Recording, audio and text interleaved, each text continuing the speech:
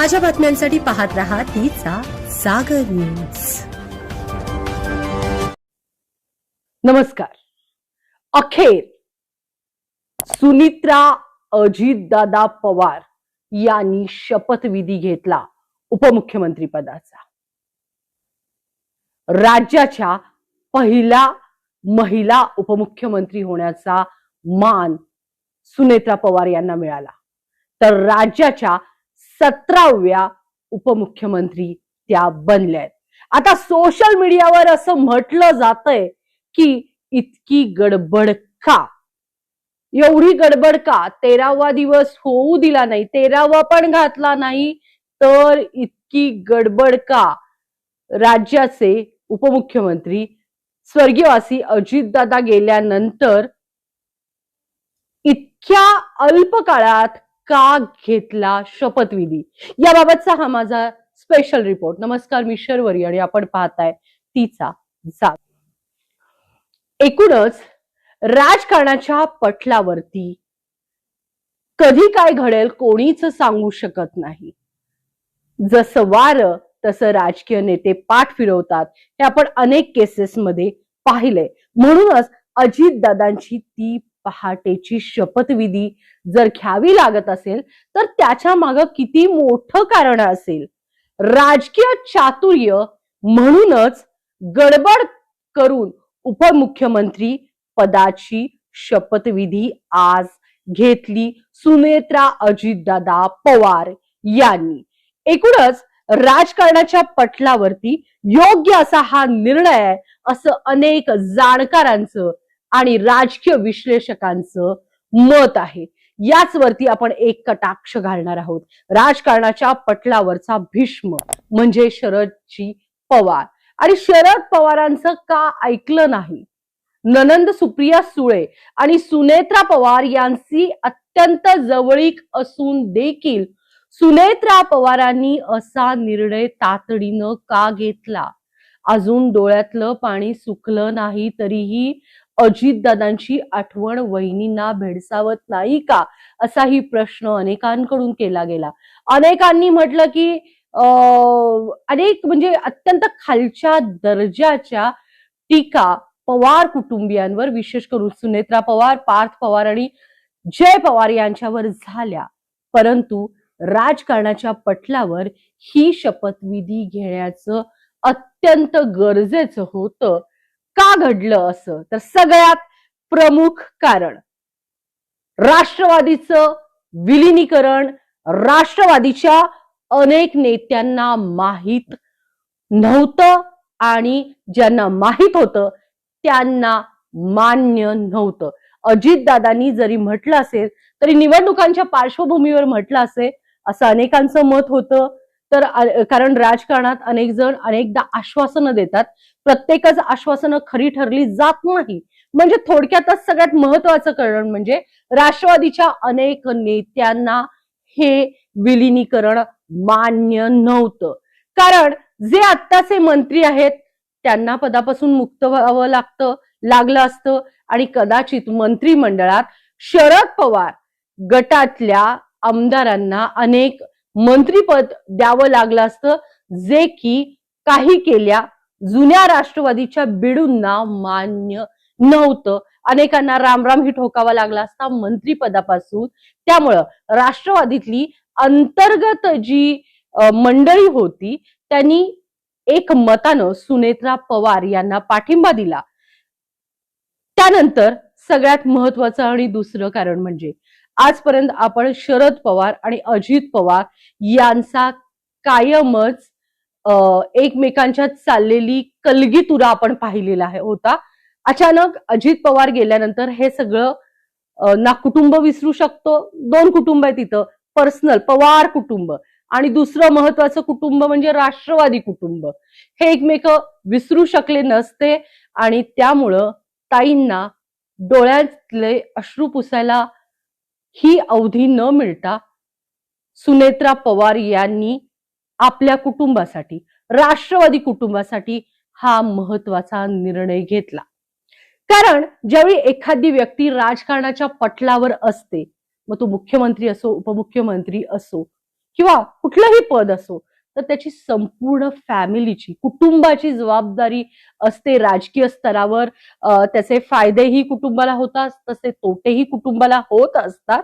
आणि त्यावेळी ती तिथं फक्त उपमुख्यमंत्र्यांची पत्नी म्हणून सुनेत्रा पवार नव्हत्या, तर एक जबाबदार, आपल्या पती गेल्यानंतर आता आपल्या या समूहाचं रक्षण करणारी सुनेत्रा पवार या ठिकाणी माता बनल्या, किंवा एक जबाबदार पालक बनल्या. आणि पालकानं पक्षाची काळजी घ्यायचीच असते, हे या ठिकाणी स्पष्ट स्पष्ट दिसून आलेलं आहे. आणि म्हणूनच या ठिकाणी सुनेत्रा पवार यांनी कुटुंबातला आपला प्रश्न बाजूला ठेवला, परंतु राष्ट्रवादीतल्या नेत्यांचा पहिला, तेही कुटुंबच आहे पण हे खूपच पर्सनल झालं, घरची नाती बाजूला ठेवली, पण राष्ट्रवादी पण माझं कुटुंब आहे आणि त्यांना माझी गरज आहे, मी तिथं आता नेतृत्व केलं पाहिजे, प्रतिनिधित्व केलं पाहिजे, ह्याची समज आणि ह्याची उमज सुनेत्रा पवारांना आधीपासूनच आहे. कारण सुनेत्रा पवार ह्या पद्मसिंह पाटील मंत्री यांच्या भगिनी आहेत, त्यांच्या अंगातच राजकारणातलं रक्त आहे. त्यामुळं या सगळ्या गोष्टींची जबाबदारी आहे. आणि ज्यावेळी राजकीय कुटुंबातली एखादी महिला असते, ती आपसुकच राजकारणात असते आणि तिची एक नैतिक जबाबदारी असते. त्यामुळं 13 दिवस घरात रडत बसण्यापेक्षा सुनेत्रा पवार पदर खोचून, डोक्यावर पदर घोळून बेधडकपणे राष्ट्रवादीची पक्षाची धुरा सांभाळायला तयार झाल्या. एकूणच मी तुम्हाला मगाशी कारणं सांगितली की राष्ट्रवादीचे अनेक नेते तयार नव्हते, त्यात विशेष करून सुनील तटकरे, प्रफुल्ल पटेल, धनंजय मुंडे, रुपाली चाकणकर या सगळ्यांचा शरद पवार गटात मर्ज व्हायला, म्हणजे राष्ट्रवादीचं विलिनीकरण व्हायला विरोध सपशेल होता, असं अनेक ठिकाणाहून समजते. बऱ्याचदा असं बोललं जातं की आता नंतर विचार करू, परंतु शरद पवार गट आणि शरद पवार यांचं मत होतं की ही जी आत्ताची शपथविधी घेतलीये ही पोस्टपोन करावी, थोड्या दिवसानं हे सगळं करावं, म्हणजे विचार विनिमय व्हावा, पण तसं झालं नाही. आणि राष्ट्रवादीच्या नेत्यांना आयत शरद पवार गटातल्या आमदारांना, कारण त्यांची संख्या फक्त 7-8 इतकीच निवडून आलेले असताना आमदार त्यांना मंत्रिपद का द्यायचे हा प्रश्न होता. त्यामुळं ह्या घटना घडल्या नाही. वरती देवाभाऊचा आशीर्वाद हाही या ठिकाणी महत्वाचा ठरला. ज्या पद्धतीनं देवाभाऊनी यात वेळेचं भान ठेवलंय ते अगदी योग्य आहे. आणि जे गणित आखलं आणि चटकन सुनेत्रा पवार यांनी घेतलेला शपथविधी 100% बरोबर आहे. कारण शरद पवारांची क्रोनोलॉजी समजणं इतकं सोपं नाही.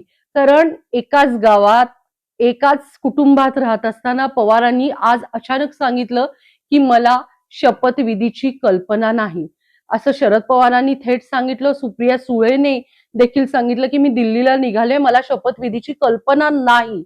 मग खरंच इतक्या जवळ असणाऱ्या सुप्रिया सुळे आणि सुनेत्रा पवार, अगदी तुम्ही काल बघितलं असेल सगळ्या अंतविधी असेल किंवा कुठलं अगदी अजितदादा इथं आणण्यापासून आणि आतापर्यंत अजितदादांना एकसंध ठेवण्यात पवार कुटुंबियांच्यात सुप्रिया सुळेंची महत्वाची भूमिका होती.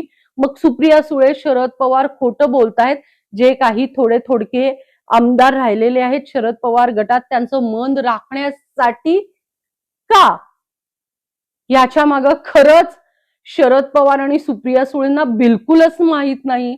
तुम्हाला माहिती आहे आजकालच्या सोशल मीडियाच्या जमान्यात शरद पवारांपर्यंत ही बातमी पोचत नाही, सुप्रियाताईंकडं ही बातमी पोचत नाही, हे म्हणजे अगदी नवलच झालेलं असं म्हटलं तर वावगं ठरणार नाही.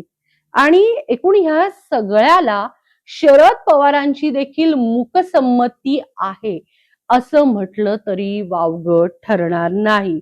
मी पडद्यामागे राहीन, तुम्ही फक्त लढा, मी मागे आहे, मी मागचं पाहतो, असं देखील शरद पवारांचं मत असू शकतं असं बोललं जात आहे.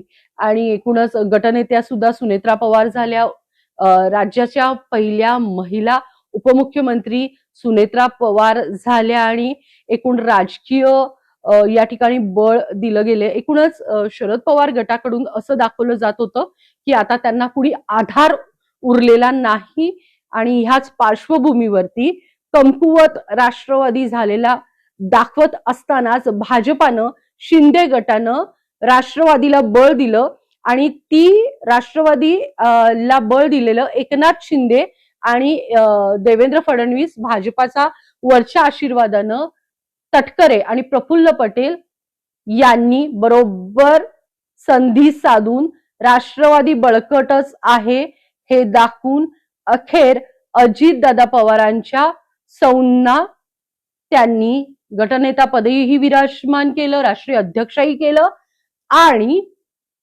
या ठिकाणी उपमुख्यमंत्रीही केलं. एकूणच अजिबात मान्य नव्हतं या मंडळींना, प्रफुल्ल पटेल असेल किंवा तटकरेंना, की शरद पवार गटात मर्ज व्हावं, विलिनीकरण व्हावं.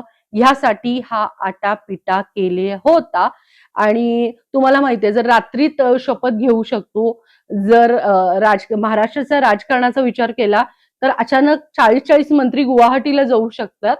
तर काहीही घडलं असतं, काहीही घडतं एका रात्रीत नाही, एका तासात. म्हणूनच गडबड करून वरचा आशीर्वाद असेल, दिल्लीवरून आदेश आल्यानंतर खाली या ठिकाणी बरोबर फिल्डिंग लावून वहिनींना लवकरात लवकर उपमुख्यमंत्री केलेलं आहे. आणि राहिला प्रश्न इमोशन्सचा, की नवऱ्याचं निधन झालंय आणि लगेचच शपथविधी घ्यायला गेल्या, तर ती आजची स्त्री आहे. ती सामाजिक क्षेत्रातली एक राज्यसभेची खासदार होती. आज त्यांनी राजीनामा दिला आणि गेले कित्येक वर्ष अजितदादांवरती संसार करत असताना त्यांना त्यांची जबाबदारी चांगली माहीत आहे आणि ह्या कारणानंच सामाजिक बांधिलकी आणि पक्षीय जबाबदारी पेलताना त्यांना डोळ्यातली सुनेत्रा पवारांना आसव पुसावी लागली आणि बेधडकपणे त्यांना या ठिकाणी उपमुख्यमंत्री पदाची शपथविधी घ्यायला लागले. अनेक ट्रोलर्स आहेत, त्यानंतर सोशल मीडिया आहे की किती गडबड. पण गडबड करायलाही काही कारणं असतात. काहीही घडलं असतं, कुठेही काही गणित होऊ शकतं. फक्त शरद पवार गटच नाही, दुसरेही अतिशय जवळची लोक आहेत, काहीही घडू शकलं असतंय. आमदार फोडाफोडी बऱ्याच गोष्टी होतात आणि ज्या पद्धतीनं राष्ट्रवादी एकसंधपणे आहे, ती राष्ट्रवादी तुटू नये, त्यांना एक आधार मिळावा, नेतृत्व मिळावं पक्षाचं, म्हणून ताईंनी गडबड करून हा निर्णय घेतलेला आहे. सुनेत्रा ताईंनी असंच काही चित्र दिसतंय. एकूण अशा प्रकारे आज अखेर सुनेत्रा अजितदादा पवार ह्या उपमुख्यमंत्री झालेल्या आहेत. त्याची विशेष कारण देखील सांगितले. एकूणच हे राजकीय चातुर्य म्हणावे लागेल. म्हणूनच सुनेत्रा पवारांनी आजच अजितदादा गेल्यापासून तिसऱ्या दिवशीच शपथ घेतली आहे. नमस्कार. अजून बातम्यांसह भेटा. तोपर्यंत नमस्कार. मी शर्वरी पवार.